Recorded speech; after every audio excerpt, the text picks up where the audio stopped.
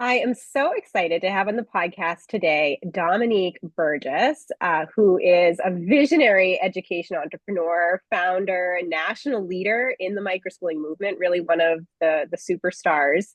And she's reimagining what learning looks like for the 21st century. As the founder and chief sustainability officer of Burbrella Learning Academy, Dominque has successfully launched multiple innovative microschools, including transforming an old Footlocker in a mall into a thriving student-centered learning hub. With a background in the traditional education system as a teacher, coach, and principal, Dominque saw firsthand the systemic gaps in education, particularly for neurodivergent, autistic, and gifted students. So, in response, she founded Burbrella Microschool as a forward thinking learning institution that embraces STEAM, play based learning, nature based education, and project based instruction to meet the diverse needs of every child. Dominque, welcome to the LiberatED podcast. Thank you. Thank you so much for having me. Really excited to be here.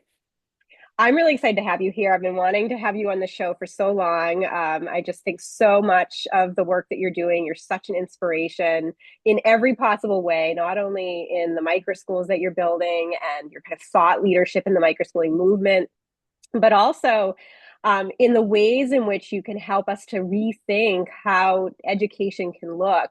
And I'm really excited to get into the story of how you were able to take over a former Foot Locker store in a mall as a way of kind of repurposing these, in many cases, dying malls across the country into educational spaces. So just such an interesting story there. But let's start with your story of becoming an educator to begin with.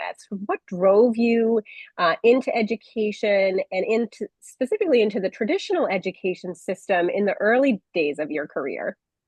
Yes, I was the kid in class that was always ready to raise their hand, wanting stickers and all the great things from teachers. But what really drove me into education, aside from wanting stickers and to be the teacher in charge, was my own educational experience. So I would go to school in a different neighborhood than where I lived. I grew up in Bed-Stuy, Brooklyn, but I went to school in Clinton Hills, and I would have to get on a train and a bus just to get to school. However, there was a public school right on the corner of my block where all of my friends went. Having two parents who were very well versed in the education system, they knew that they didn't want me to go to that school. And my mom always says, like she knew I would have a better educational journey in Clinton Hills. So just comparing, my journey to my friends when we were doing homework and talking about field trips, I was going to like Howard University in the third grade, and they still haven't even been on a field trip, within that school year. So I started to think about those things as I got older. And when I got into college and really thought about, which path I wanted to take in education, I knew that I specifically wanted to do something in urban education, more so specifically in cities where you have like Title I families, students who are, falling behind the poverty line, or more so specifically academically, having those gaps. And then when I was in college, I founded an education club because there was like all of these wonderful clubs on campus, but nothing for education. And then that allowed me to also get real life experience as to what was happening in the education system. So from there, I knew that aside from just being a traditional teacher, I also wanted to get into leadership.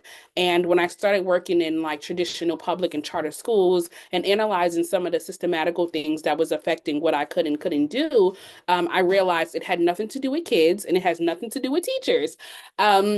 So in that experience alone, I started to be the teacher and leader that thought outside the box. So, doing class outside in the grass, taking field trips to like the local corner stores or supermarkets, just more of the things that we do now on a daily basis as innovators, but more so doing that in the traditional setting. And of course, getting in trouble every time I did it. Really? Yeah. So let's talk a little bit more about that. I know Burbrella now is based in North Carolina. That's where you're based. What was you, were you also teaching in public and charter schools initially in North Carolina? And what were, sort of some of those innovative barriers that you may have encountered when you tried to make change within the system?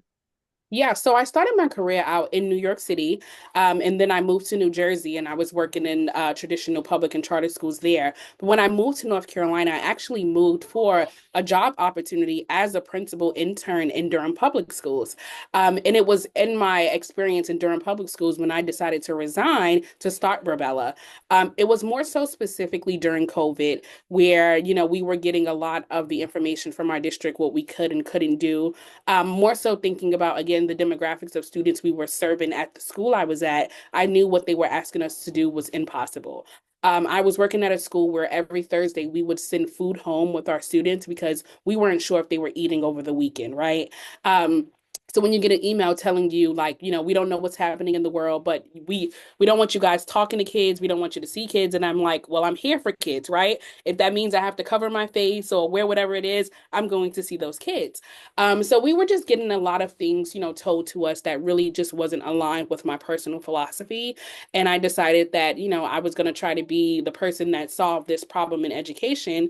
Didn't know what that was, but I started a Facebook group, got parents together because I had a lot of parents, even in my own family, asking me, the kids are home all day. Do you have work? Do you have something that you can recommend for us? And then I had these educator friends that were, trying to figure out if they were going back in the building, if they were going to have a job. So I created the Facebook group, got parents together, got educators together, and then the magic happened from there. Everyone was just talking, sharing resources, homeschooling parents started joining the group, and then we just started growing from there and we started our online micro school.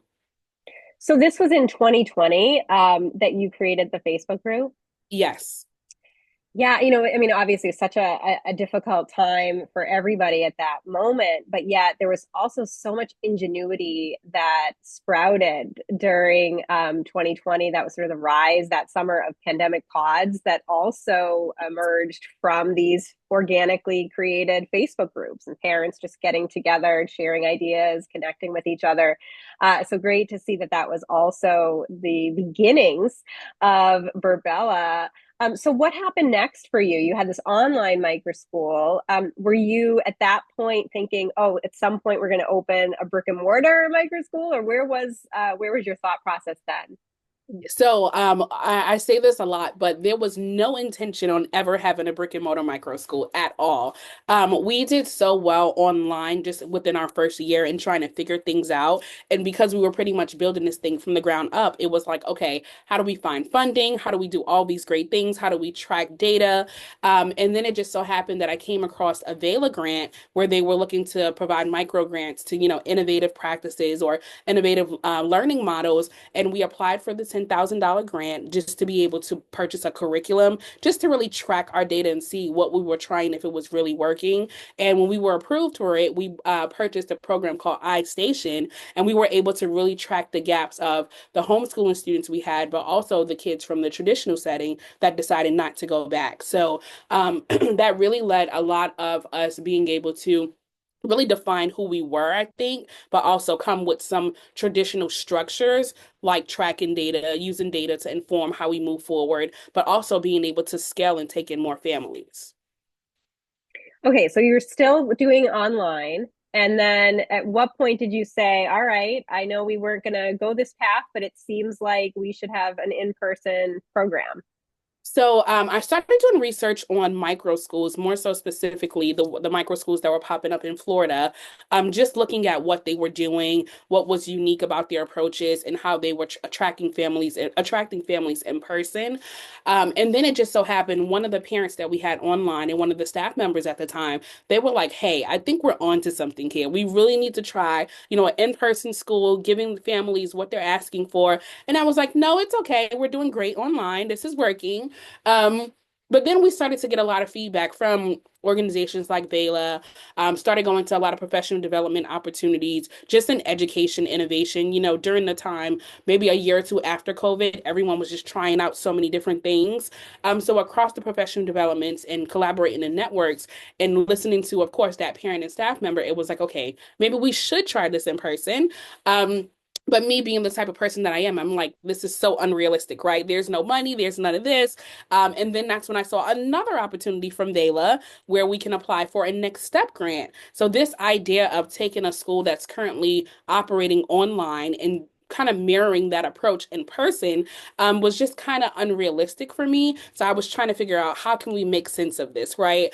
But we applied for the Next Step grant with this idea we were going to launch this beautiful micro school. We got accepted and we launched our micro school.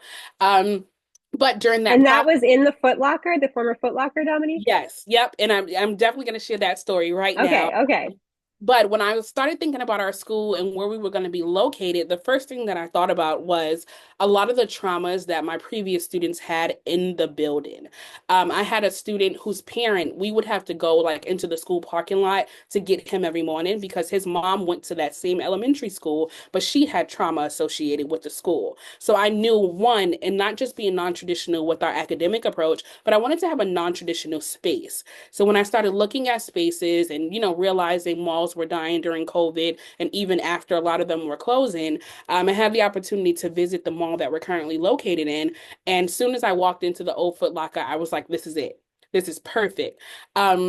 The way the suite was like structured, they left everything the same. And I was just like, we're gonna get innovative. We're not gonna change anything. We're gonna make it work. So my first thought when I got in there was, how can I make these sneaker racks into something that can be used in a classroom, right?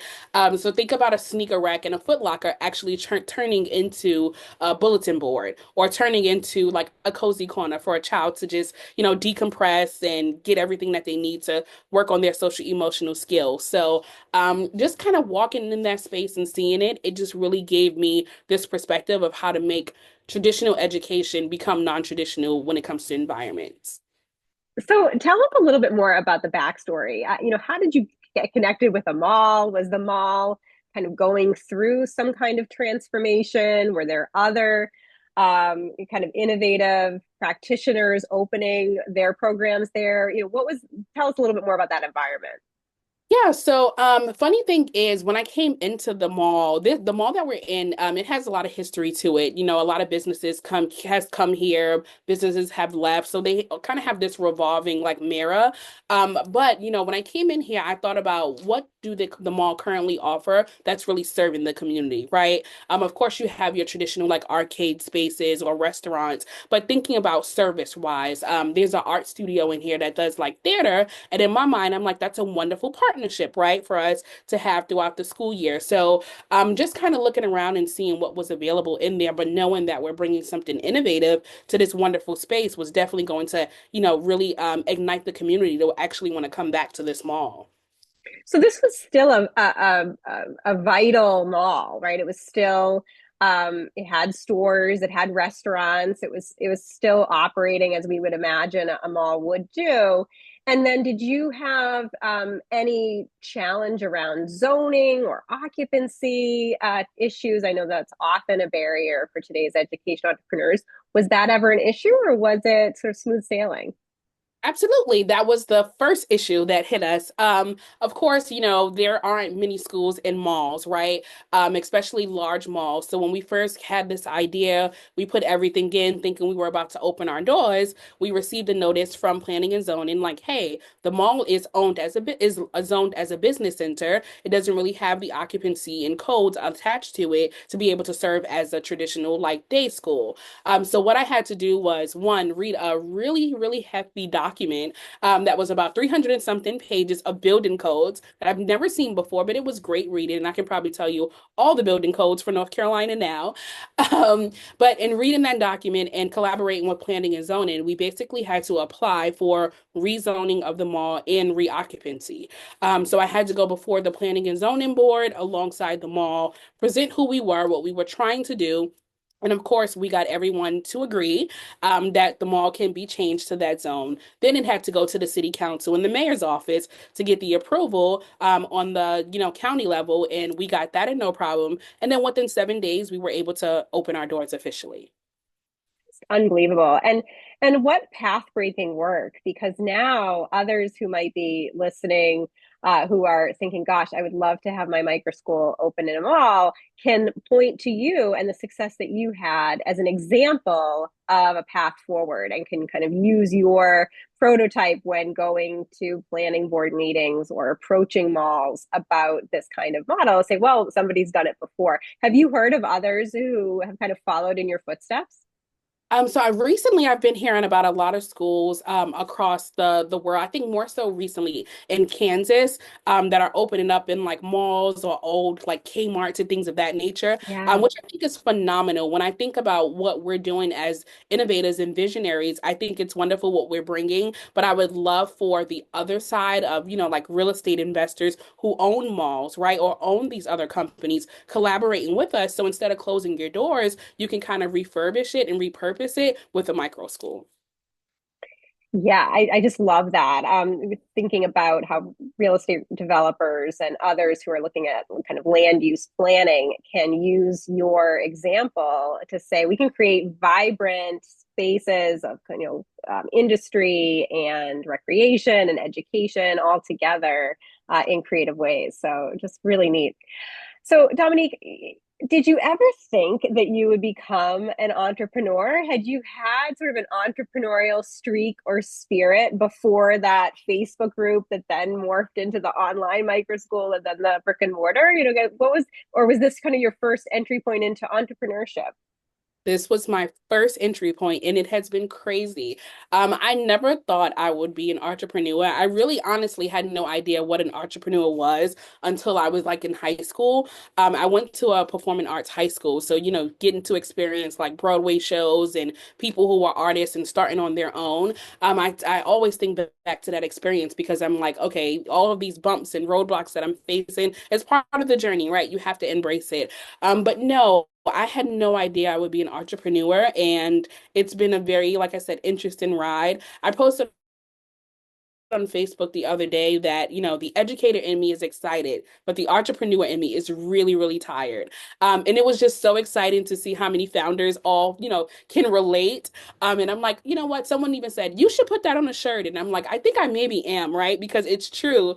But, the entrepreneurship work is what also makes us appreciate what we're doing, I think, a little bit more as educators because we're fighting the good fight on the service side, but we're also, like I said before, building this thing from the ground up without a blueprint. So, Yeah, and I know you're now helping other micro school founders in all kinds of different ways through the work that you've done with the Drexel Fund, which helps to catalyze high quality schools, as well as your work with Vela and the National Microschooling Center to really support today's founders so that maybe they won't feel that kind of entrepreneurial burden as much. Obviously, they'll still be running their own small enterprises, which comes with all kinds of challenges and opportunities, but maybe having someone who's done it before can kind of smooth the path. Is that what you're sensing? That like if you had someone like you when you were starting, it might have been a little bit easier? yes, absolutely. I was thinking the other day, I said, if there were like 10 micro school founders during the time that I was building this thing up Yeah. that I can call, they probably would have been tired of me, right? But I think that also like was it's what keeps me moving forward, having founders reach out to me via email, Facebook, phone. And I'm always willing to like be that support or provide them any insight that I can. It's exciting because it's like at least they have someone to go to, right? And I think about this, thing that doesn't exist right now. But I'm like, if we had a play-by-play book, right, of this journey or what it means to like revitalize education and using a micro school model, what that can look like, I think so many more founders would be willing to take the step. Yeah, and just your openness to be able to mentor other founders and be there again as this shining example of what's possible in education. I think just goes so far. It's why we're seeing, I think, the continued acceleration of this microschooling movement that I think is only just beginning. Obviously, COVID kind of the initial catalyst, but now where we have people like you who are bringing others under your wings and mentoring other new founders, I think we're just at the very earliest stages of what's possible. And I know that's something that you're trying to do a lot of now too, is support North Carolina microschool founders, new founders, and aspiring founders. Of course, North Carolina recently becoming one of the 15 states in the US that has universal school choice policies, enabling education funding to follow families to their preferred educational environment. What do you feel is the kind of connection, or is there a connection between growing school choice policies and funding following families and education, entrepreneurship, and innovation? I think it's directly aligned. One of the beautiful things about families having choice is that they know that aside from the school that they're zoned to, or the traditional charter schools that are popping up, there are other options. And when I think about micro schools being included in those conversations, I think it's happening at a wonderful time, especially here in North Carolina. I find that I hear from families all the time that their stories about why the traditional setting doesn't work or why they can't homeschool, but they still want something that kind of meets the needs of both. And I think a micro school does that because it still provides the personalization that homeschool can bring, as well as the same nurturing effect, but also that traditional structure when it comes to systems, data, academics, and all of that stuff. So I think we are the sweet spot for everyone with this expansion in school choice. Um, when you think about it from, the policy side and the political side of it, I think it's wonderful to hear that now we have options that can help us work towards sustainability because 2 or 3 years ago here in North Carolina, in building this school, I was thinking, how can we grow, right? How can we grow organically? How can we not depend on philanthropy or donations to be the only money we have coming in? And having things like ESA and private school scholarships will allow for more founders in North Carolina to actually build a funding model that makes sense, but also provide those families with that alternative choice that they deserve. Oh, I love that. So let's dig in a little bit more into your model, into Burbrella, and what it's like. So first, let's start with just the structure. Did you create the microschool as a recognized private school in North Carolina, or is it more of a homeschool model that provides families with that flexibility that homeschooling offers? How did you decide to establish yourself? Yep. So we do both. We offer a combination of everything. One of the requirements in North Carolina to be able to serve children for more than 7 hours a day, 6 hours a day, you have to be a licensed private school.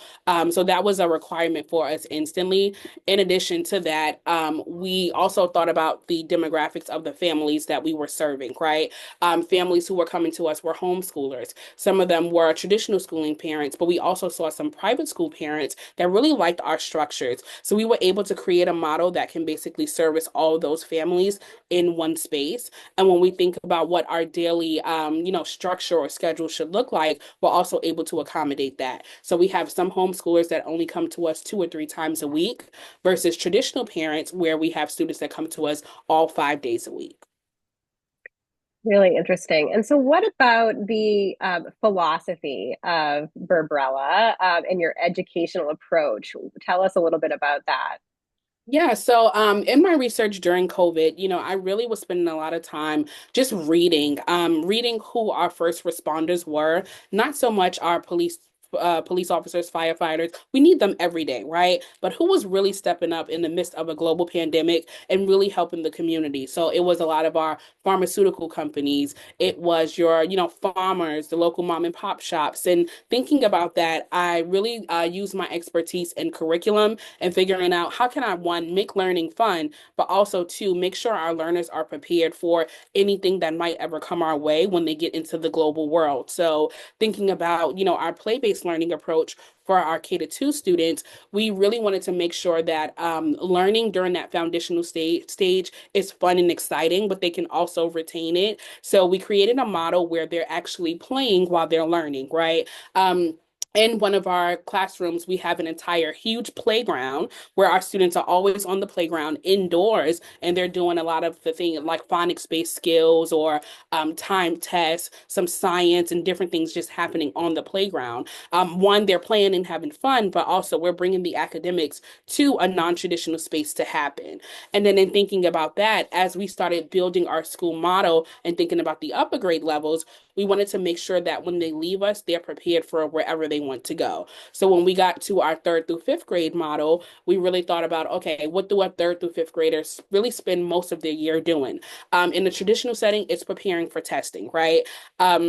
But also their bodies are changing, their minds are changing, they're developing personality. So we wanted to also create an approach that really allows for them to be who they are authentically, but still get the academics, that they need to be able to master standardized assessments. So we do a lot of social, emotional, and holistic support for our third through fifth graders with a more, universal model. So we play around with STEM, some play-based learning, some nature-based learning, just because we feel like they need a large, robust of, different skills at that level.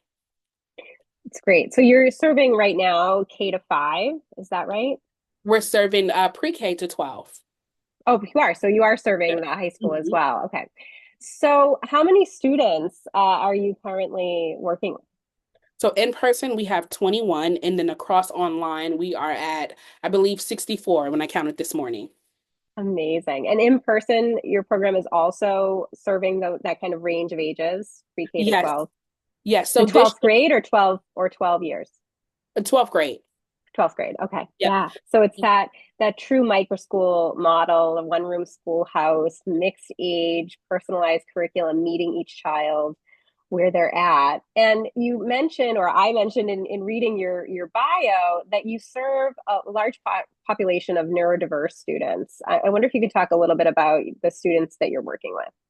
Yes, so we have a large population of neurodiverse students, more so students who have been identified with like ADD, ADHD. And what I wanted to do in structuring our school was one, give them a space to belong, right? A lot of the times in a traditional setting, and I was guilty of this, telling kids, sit down, be quiet, right? Consistently, knowing that, ideally they just can't, right? So I wanted to make sure that we understood that and then our model for the school design side, but also our physical space was able to welcome them to be themselves. So we have like couches, carpets, swirly seats. We have like multiple different methods to be able to welcome those neurodivergent learners to just be themselves. And then we also welcome high functioning autistic learners in our space. One, giving them a space to feel like they can again be themselves, but also giving them the academic structure that they need. A lot of our learners who are high functioning autistic, they like consistency and they like structure. So we do things like having task lists that they can go to and refer to, schedules on their desk, doing a lot of chants and cheers to help them with the repetition that they need. So, again, just being very, very strategic about what they need in order to be able to serve them. And then we also have a large number of learners who are identified as AIG gifted and talented. And what that means for us is when we're personalizing education, instead of giving a kindergartner that's actually on a fifth grade level, kindergarten instructional year, and they're not growing and behaviors are coming about, we're actually able to give them some fifth grade standards and fifth grade skills so they can continue to learn and grow academically. Yeah, so many of the microschool founders that I talk to are serving a blend of learners, including neurodiverse students, students that are on the autism spectrum or have ADHD. And, I'll often hear people say, well, we worked so hard to create more of these inclusive mainstream classroom environments in conventional schools. And now we have sort of microschools or these other models that are operating outside of that kind of mainstream classrooms, or separating or segregating neurodiverse students. I wonder how you would respond to that. I don't think I would use the word segregating because when you think about the traditional setting, right? Most of the time, those students are the ones who are getting either push-in services or pull-out services. So there is some, inconsistencies with the structure. I think what we're doing is just giving them a place to actually be themselves and belong.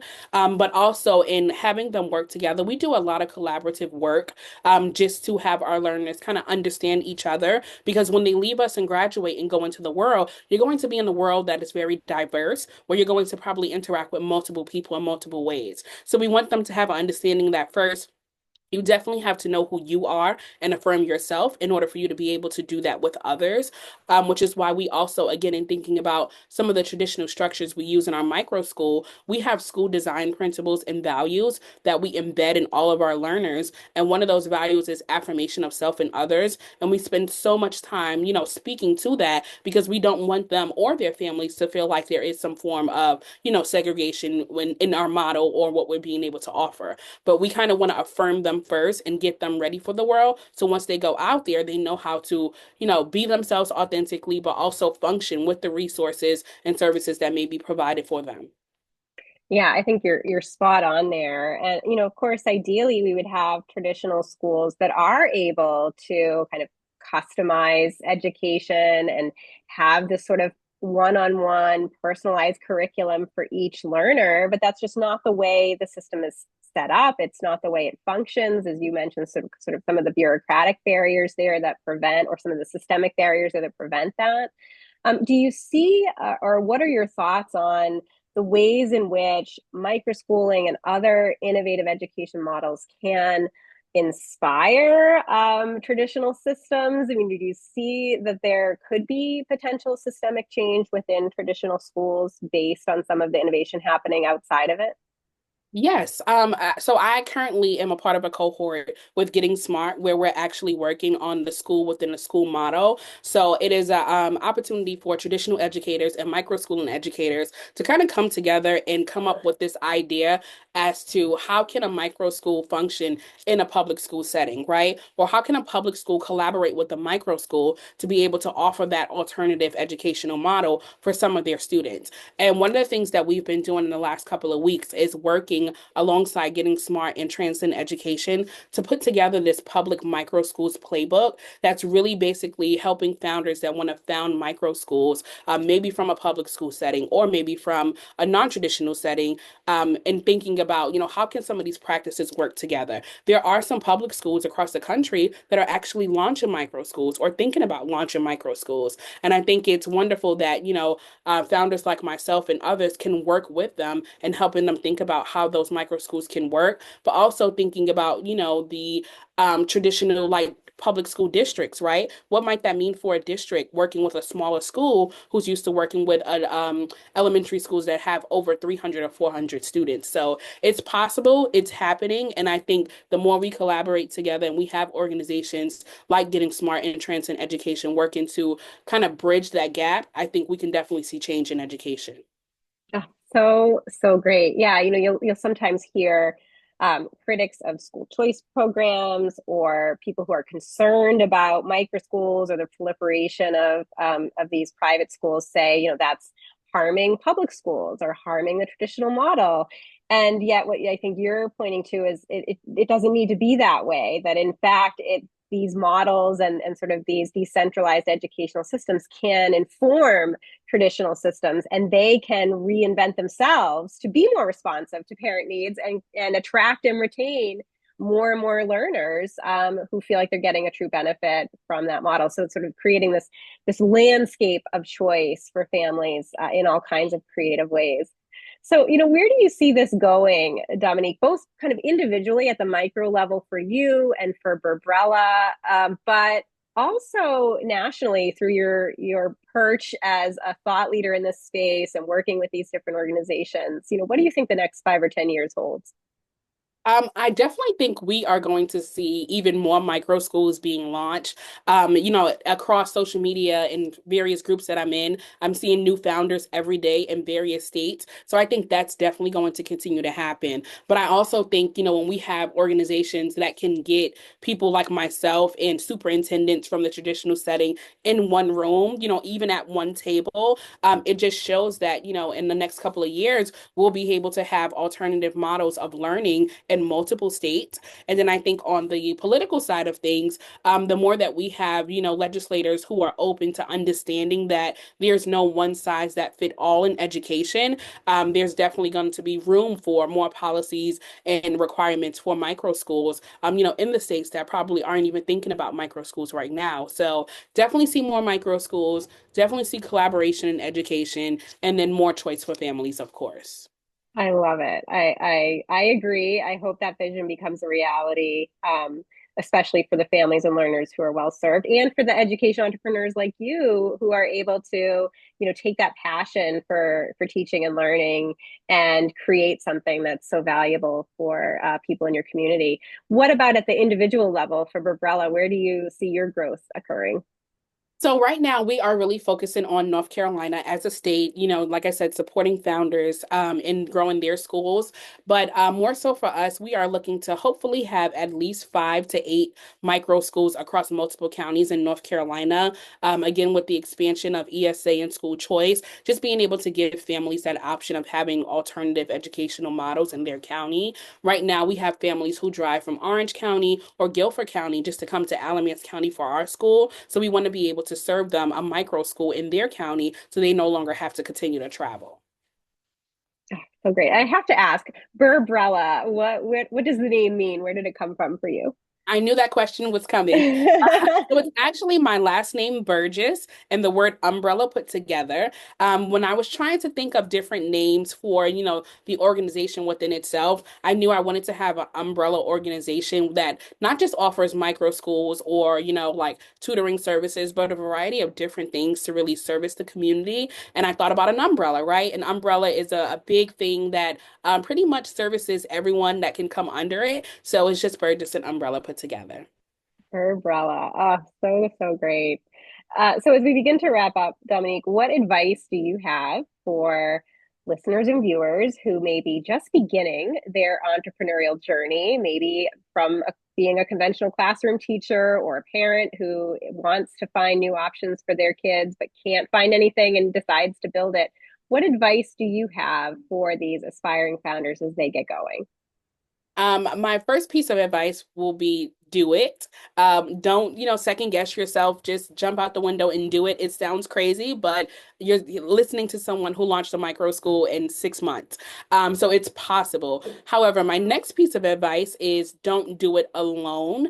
I always think back to, my journey and how lonely it was. A lot of that was more so me living in my head and, doing this thing on my own, but thinking about, this is a school at the end of the day, right? And it takes a community and it takes a board and it takes multiple people for it to actually function and grow organically like it should. So definitely leverage your networks, leverage your resources. If you're a traditional educator, don't just quit and resign on bad terms, be on good terms, because those curriculum materials in that closet might be what you need for your micro school in the following year. So just, really leveraging your resources and your networks and seeing how you can make it work for you.